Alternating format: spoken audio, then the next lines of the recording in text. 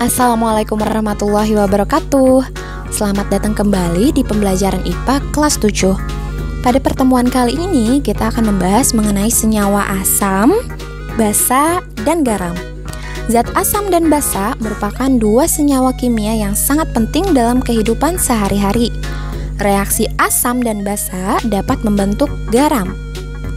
Zat asam dan basa dimanfaatkan secara luas untuk industri, pertanian, kesehatan, dan penelitian di laboratorium. Oleh karena itu, dalam memahami sifat-sifat asam dan basa merupakan hal yang sangat penting untuk memahami berbagai macam jenis zat yang dijumpai dalam kehidupan sehari-hari. Tentu kita telah mengenal zat asam dalam kehidupan sehari-hari. Asam banyak ditemukan dalam buah-buahan dan sayuran. Contohnya, jeruk, lemon, dan tomat. Pada saat memasak di dapur, tentu kita mengenal salah satu bahan penambah rasa makanan, yaitu cuka dapur yang mengandung asam asetat. Aki pada kendaraan bermotor mengandung asam sulfat. Asam dalam lambung kita, yaitu asam klorida, berfungsi membantu proses pencernaan bahan makanan. Masih banyak contoh senyawa asam lainnya yang dikenal dalam kehidupan sehari-hari. Kita dapat menemukan zat asam baik dalam makanan, minuman, ataupun bahan pembersih di rumah. Dari beberapa contoh larutan asam yang dijumpai dalam kehidupan sehari-hari, bagaimana cara kita mengidentifikasi larutan asam? Berikut sifat zat asam. Yang pertama, rasanya masam, tidak boleh dicoba kecuali dalam makanan. Yang kedua, dapat menimbulkan korosi. Yang ketiga, mengubah kertas lakmus biru menjadi merah. Selain banyak dimanfaatkan dalam kehidupan sehari-hari, zat asam dapat menimbulkan dampak negatif bagi lingkungan. Contohnya, terjadi hujan asam. Di beberapa wilayah tertentu, terjadinya hujan asam dapat menyebabkan kerusakan pada bangunan gedung dan patung-patung dalam kota. Mengapa dapat terjadi hujan asam? Hujan asam terjadi bila terdapat kadar gas belerang dioksida atau SO2 dan nitrogen oksida atau NO di atmosfer yang sangat tinggi. Maka gas ini akan bereaksi dengan air dan atmosfer dan membentuk asam sulfat, asam nitrat, dan senyawa asam lainnya. Ketika terjadi hujan, air yang dihasilkan bersifat lebih asam dari keadaan normal. Air hujan inilah yang dikenal sebagai hujan asam. Gas belerang dioksida dan gas nitrogen dioksida dihasilkan dari pembakaran minyak bumi yang berasal dari buangan industri dan kendaraan bermotor. Selain merusak gedung dan patung-patung, hujan asam dapat merusak tumbuh-tumbuhan dan dapat menyebabkan kematian pada makhluk hidup yang ada di sungai apabila hujan asam tersebut masuk ke dalam sungai. Basa. Basa merupakan larutan yang banyak dijumpai dalam kehidupan sehari-hari.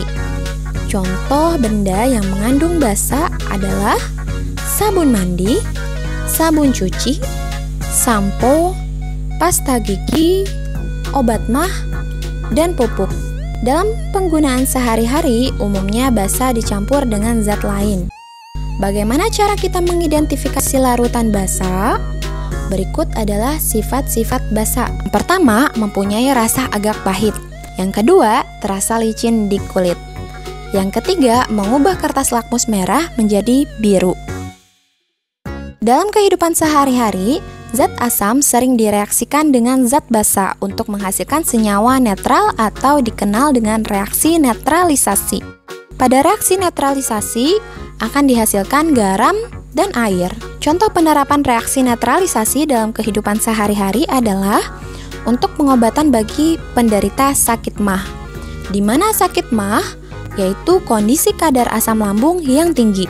Maka, obat MAH adalah senyawa yang bersifat basa, yaitu kandungannya magnesium hidroksida atau aluminium hidroksida. Jenis senyawa garam yang paling dikenal adalah garam dapur atau nama senyawa kimianya yaitu natrium klorida atau NaCl. Garam ini banyak digunakan dalam pengolahan makanan. Bagaimana senyawa garam dapat terbentuk? Salah satu reaksi yang dapat membentuk garam adalah reaksi asam dan basa, yaitu reaksi netralisasi. Pada reaksi netralisasi tersebut akan dihasilkan garam dan air. Garam secara luas digunakan dalam kehidupan sehari-hari, antara lain untuk industri pupuk, obat-obatan, pengolahan makanan, dan bahan pengawet. Contoh reaksi asam dan basa yang membentuk berbagai jenis garam adalah HCl plus NaOH yang menghasilkan NaCl plus H2O. Asam klorida plus natrium hidroksida menghasilkan garam NaCl plus air. Zat asam dan zat basa mempunyai sifat-sifat yang khas. Salah satu cara untuk membedakan asam atau basa dapat menggunakan indikator. Suatu indikator asam basa adalah suatu senyawa yang dapat menunjukkan perubahan warna apabila bereaksi dengan asam atau basa. Indikator asam basa dapat dibedakan menjadi indikator alami atau indikator buatan. Berbagai jenis tumbuhan dapat digunakan sebagai indikator alami. Tumbuhan yang termasuk indikator alami akan menunjukkan perubahan warna pada zat asam ataupun basa.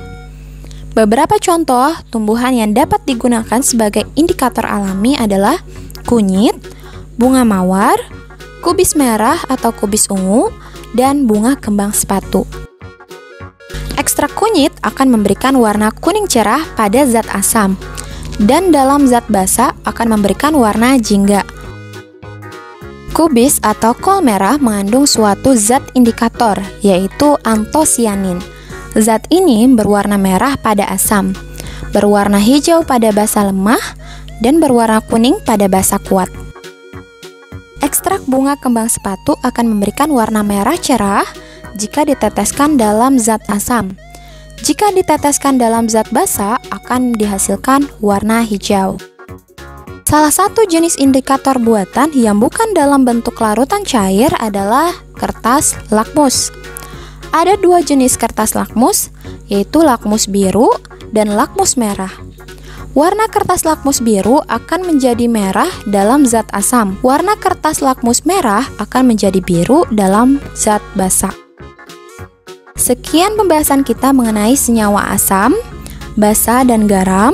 Terima kasih dan sampai jumpa di pembahasan selanjutnya. Wassalamualaikum warahmatullahi wabarakatuh.